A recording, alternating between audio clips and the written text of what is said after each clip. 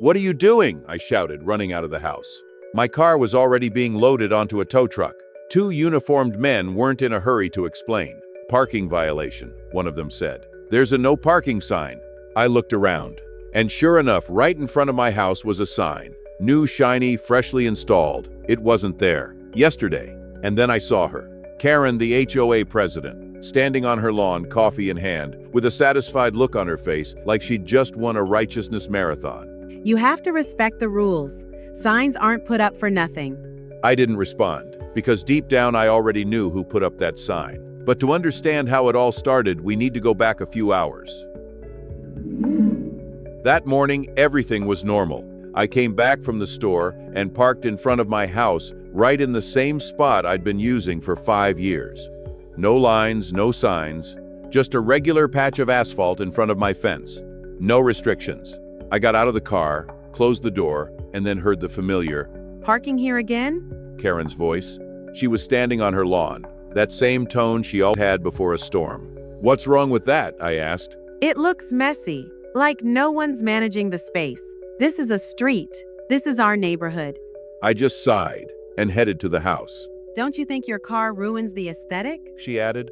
"Don't you think I have the right to park in front of my own house?" She didn't answer, just stared for a second, turned, and walked away. I thought, she's up to something again, but I didn't pay much attention.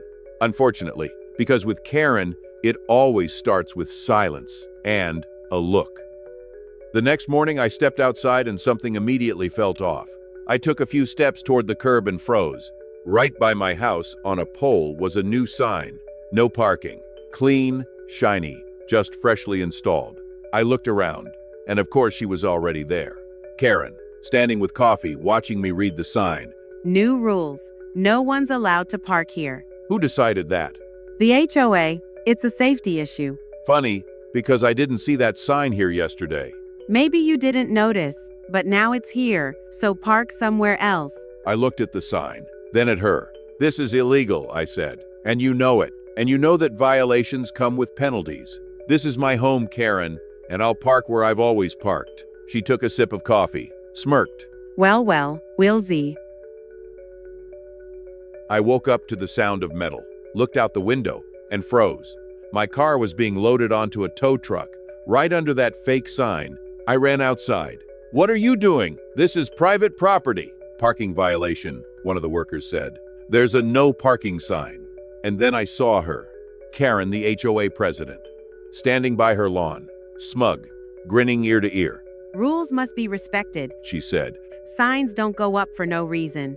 "Yeah," I said, "especially the ones installed at 3 in the morning." I pulled out my phone. "Hello, police? My car's being towed because of an illegally placed sign. I have a video of who did it." "Yes, the HOA president." The police arrived quickly. I showed them the footage. Karen, flashlight, ladder, sign. The whole process clearly visible.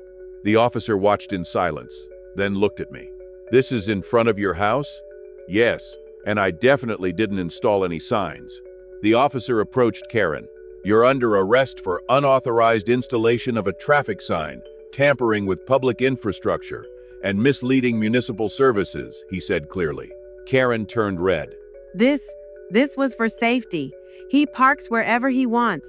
"And that's why you committed a real crime?" the officer asked. "You better stay silent." They put her in the squad car. I walked up to the pole, unscrewed the sign. Slowly, calmly. For the first time in a long time, it was quiet.